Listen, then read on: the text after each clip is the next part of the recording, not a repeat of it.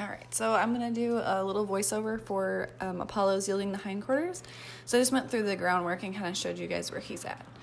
So he's pretty good with the yielding the hindquarters. He steps over really good, and he just mostly goes off of my body language suggestion. And I'm just doing the same lesson like I always do it. Stand on his shoulder, bend, step, then I tap if I need to, and then I get a good step or two. And he's really to the point where he can take at least 2 good steps over at a time. There I had to tap him a little. He just needs like a little bit of encouragement to go forward, but he pretty much knows that lesson pretty good. So here I'm in my position, bend, step, and then he'll move off. And he's just a little slow to move off, but he crosses over. There we go. I was working on getting the 2 good steps in a row. And then I just go back there and rub on him to sensitize him. Step. And yeah, he just takes time to get that foot off the ground. I just wanted 2 consecutive crossover steps, and he likes to pause in between them. Bend, step. And there he goes. Yeah, he takes that crossover and then he gets stuck. So I'm tapping him there, help him over. There we go. Yeah, that was better. He took 2 crossover steps in a row there, and he's thinking about it. I just want to kind of get rid of that pause. And step behind, keep asking, step across. I think he steps too far under, and then he gets a little unbalanced, and that's why he doesn't want to do it again. There, he stepped under twice, 3 times actually, even though I wasn't asking for it. So I clicked on that last time and really tell him exactly what it was that I wanted, because that was the only time he did it 2 consecutive crossovers without that pause in the middle. So I'm just telling him that's exactly what I want. So we'll go on to the other side here. I'm not going to drill this because he knows this fairly well. I mean, he caught on real fast all the groundwork. I think I've done this lesson like actually teaching like 3 times. And after the first time, like I just went on to there was 2 good steps, went on to the rest of the exercises. Like I just move right along with him. He just gets it really good.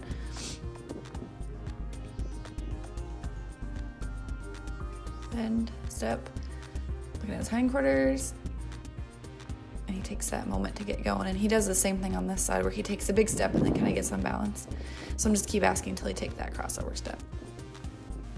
So I released after he took that second crossover step. I know he stepped behind afterward, but I'm just rubbing him to a stop. So I didn't ask for any of those like last 2 steps. I'm just rubbing him until he relaxes.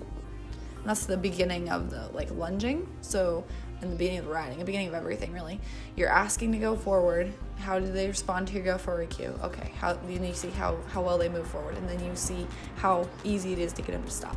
And that's a really good like example, and they're going to tell you in the hindquarter yield, and then they're going to tell you in the lunging what they're going to be like to ride. So that's why we do all the groundwork. So you had like a good step there, so I'll rub it in there, and we'll start again. I want those 2 steps again. Step, and give him a little time here. There's a good one. There's a good one. Perfect. Go back there and rub him into sensitize.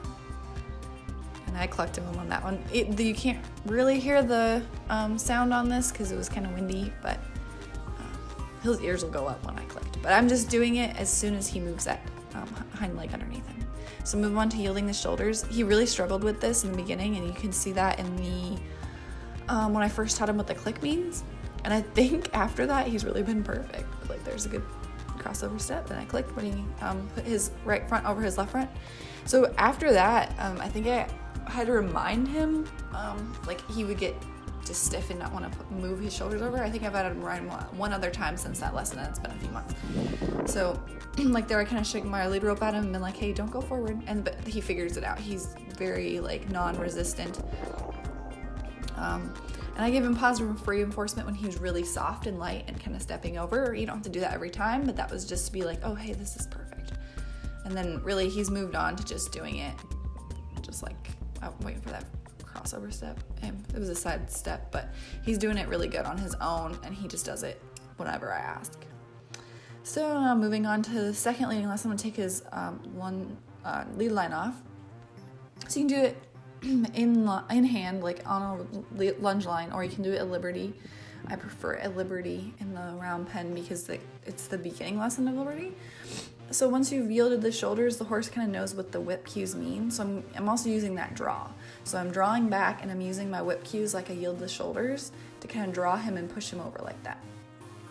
So when he moved away to his left and away from my whip cue, I clucked and released.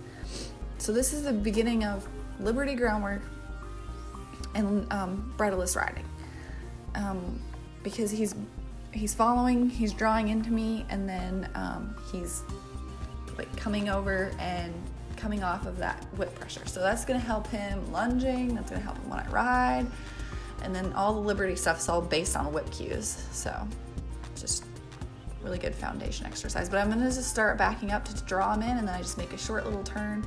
And really the tighter turn, the better.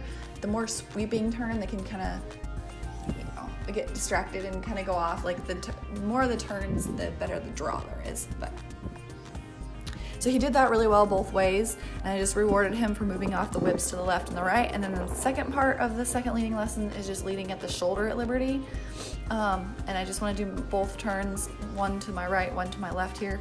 And then I'm just clucking when he follows up really close. So like when I was turning to my left and he was following up by my shoulder, I clucked and rewarded him, because that's really the turn where you lose them. So like you can turn in toward them and they'll usually follow you pretty good, but when you bend away, like they have to draw towards you, and that can be a little tough. But I practiced the lesson on both sides. Like he's a little sticky, so I use his halter to just kind of help him out for a second. So that's why like he has the halter on, but he's technically at Liberty, so you can just grab it if you need to help him out. But I'm just telling him what's correct. He kind of stuck with me, so I clucked and rewarded. And I'm really cutting down the rewards just to like very specific things. In the beginning, you're gonna have a lot more reward, and then as you go, you just kind of like, it just gets lower and lower until you really don't need any more, and then just occasionally when you're training, or maybe if you're warming up for a show or something. But he did both turns with me on his right side as well, so he did pretty good with that. So we'll move on to the next lesson, and we're just doing side pass away. So you can do this at Liberty as well, but for the most part, it's gonna be easier if you just have them online. And you can also do this with two whips. So my cue is my step over with my right cue there, or with my right leg there, and then I'm just using that stick up against his belly. So all of these are kind of based on each other, so he knows the kind of move over from the lunging. And then if he's kind of stuck, I usually will tap his shoulders with the like handle of my stick, and then tap his butt with the end of my whip. And then so he kind of moves the shoulders and the butt, moves the shoulders and the hand, and then it kind of moves into one thing. And really, I did this lesson with him 2 times before I videotaped this. I don't have someone to video me all the time, so I just wanted to show you guys where he was at. But yeah, he's had only a few lessons. He really caught on to the groundwork really fast. I was impressed, and he's pretty good at the sideways ones. So moving back over, go the other way. He really is. Watch just my leg cues, he moves over pretty good. But he doesn't really quite cross over, but he's getting there. There we go. And when he was crossing over his hindquarters there, I clucked and rewarded him, because that's kind of the part that lags behind, and most horses will have that where the hindquarters lag. But I just asked him my cue, which eventually I can get rid of the halter and I can get rid of the whip. So his hindquarters are lagging, so there when he crossed over and they caught up, I clucked and rewarded him. But that was really good. Okay, move on to the side pass door. So this one's gonna be a lot trickier. He also caught on to this in a few lessons. He gets a little confused, but some horses are more confused than others. But I just hold my lead rope in my front hand here, the one that's not cueing him, the one that's kind of just helping him. And that gives them the feel that they're at Liberty without them actually being loose and getting away from you, because when you're first learning this, it's gonna be kind of hard. Especially if they leave every time you get like a messed up cue or something. So just holding it in that like directing whip hand, which would be my longer white whip, just really helps them out, and then you can make a correction if you need to. But all I'm doing is I'm showing him the cue, which is my legs moving away from him, and then my driving whip, which is the black whip, is going to go up over and kind of tap that opposite hip, and then a step away, and then I'm going to use that white whip to kind of push his neck. And just like in the shoulder yielding the shoulders exercise, I'm pushing that neck over, and that just helps him out to kind of associate what I'm asking. And then eventually, like right here, he's just moving off of that black whip cue, and that's really what you want. And that was really perfect, so I rewarded him for that. And it's really important to use your click as soon as he starts moving away. So, and it really tells him, like, yes, this is exactly what I want.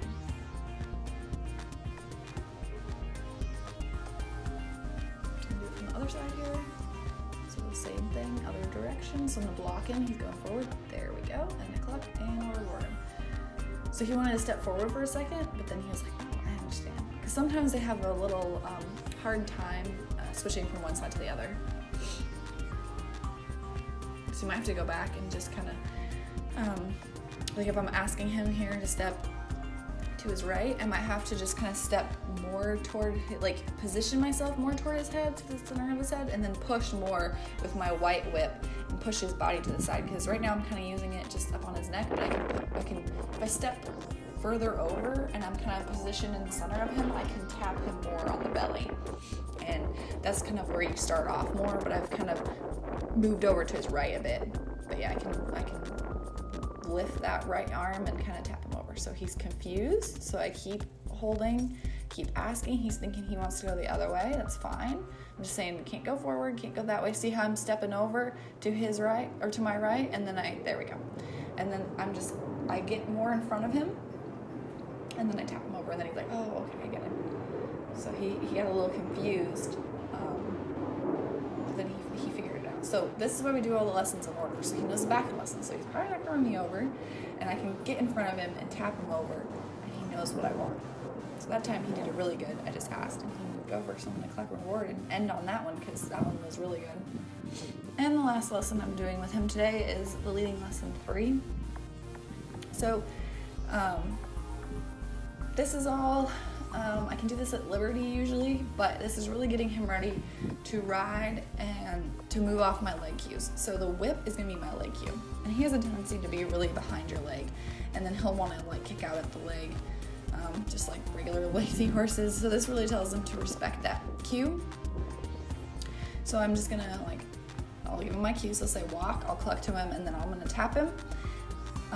Like right here, he doesn't want to go forward. I'm going to tap him until he goes forward. So I'm going to keep tapping until he goes forward. And I want to do this, right now I'm doing it at walk and a trot, because my round pen's a little slippery and it rained the day before. But see here, he didn't want to go forward. I keep tapping until he goes off to that trot. So this is just, when you do it on a close line, they can't really escape it. So even in the round pen with my lunge whip, he can kind of get away from it, and I can miss tapping him. With this lesson, they really can't. So here I'm asking him to trot, I'm really tapping there. As soon as he pops into that trot, I release. So this lesson just really helps to get one of these lazy horses respecting that driving forward cue. So I recommend doing this on a little bit longer lead. I had a really short one for this one, but since it was raining, I was gonna just do it in a walk, but it worked out that the ground was good enough for a trot. But there he moved off, and I didn't have to use my whip, so I clucked and rewarded to him.